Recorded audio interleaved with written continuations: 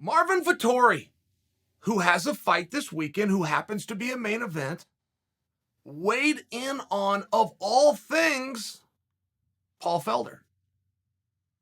Paul Felder being a commentator, I've got to tell you guys, I cannot think of, and I'm a great historian on this stuff, I cannot think of athlete versus commentator before.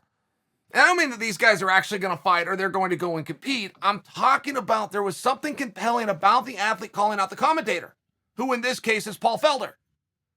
And this has been tested.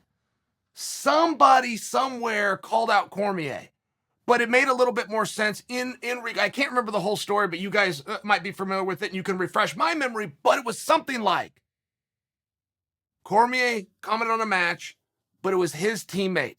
Like it was a Khabib fight or it was a Duran Win fight. It was his own teammate and he was trying to be unbiased, but had a biasness. And the other guy that either Duran or Khabib or something like this was competing with friend, teammate, or even himself called out Daniel Cormier. So it has happened before, but everybody likes Daniel so much, it just went away. But I remember that. I remember that as a point of reference. I mean, you never know what's going to sell. You never know what's going to work. There's something here about Marvin calling out Paul Felder that works enough that I'm in a beautiful studio with a huge audience talking about it. So why? Why is that interesting? The number 2 selling WrestleMania of all time was Hogan versus McMahon. Not Hulk Hogan versus a fellow wrestler. Hulk Hogan versus his promoter. Now, we have seen that. We have seen that even in boxing where Mike Tyson comes out after Don King. And it's huge. We all want to hear what the dust-up is. We saw this recently in boxing about a year and a half ago. Canelo versus Oscar de la Hoya. And Canelo was talking about something with the contract or the way he was being branded, where he was allowed to fight, but it was still athlete versus promoter. It was compelling. Oscar didn't want that. And to be a heel, you have to be willing to take the heat. If you cannot take the heat, you cannot be a heel. Hand in hand. If what you do at work in front of the audience to get them angered and make them boo affects you in your personal life, when you're at home having dinner or you crawl in bed for the night, if that bothers you, you can't be a heel. It bothered Oscar. Oscar smoothed this with Canelo quickly. I don't know how that came out. I don't know if that was a phone call, if that was a check, if that was a release of relationship, but Oscar didn't want that kind of heat. That's okay. I don't judge Oscar. That isn't my message at all. But my message is it was big when it came out. There was something about athlete versus promoter that was big, and I can even tie that back to WrestleMania where they actually did monetize it. It works. So what does athlete versus commentator do? I don't fully know.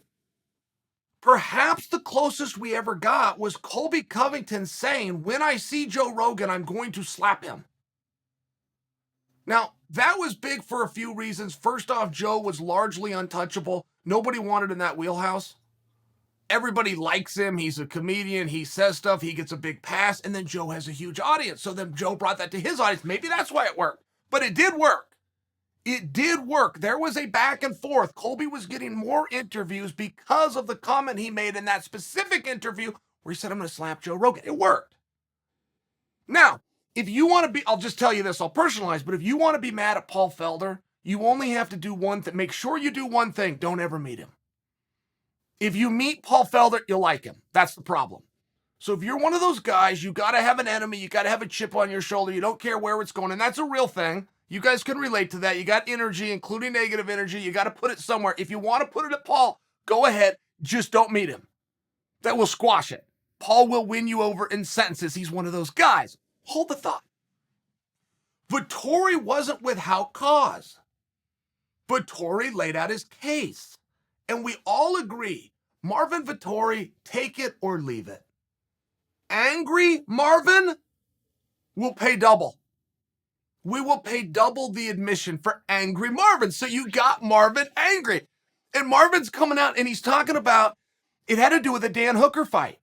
Dan Hooker fought and Paul Felder was favorable towards Hooker.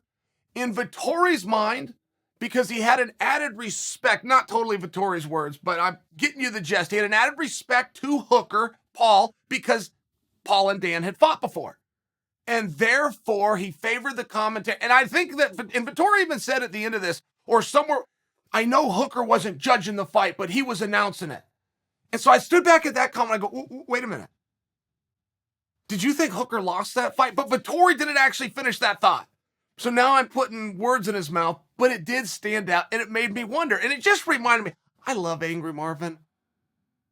A pissed off Marvin Vettori, and he'll go both ways like everybody. At some point, he won't be able to take the heat like everybody else. He'll be wanting to let the curtain down. He'll be wanting to wink at the audience and make sure everybody knows he's a good guy. When he does that, it'll be disappointing because angry Marvin is where it's at. Angry Marvin Vettori is a main event attraction.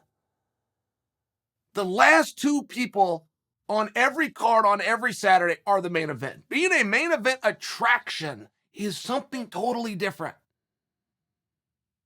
Angry Marvin Vettori is a must-see. I don't fully have a point for you guys. By the way, if anybody's sticking around, okay, don't worry about what's on the test. Sometimes just enjoy the teacher. And I'm telling you, there's something to see here.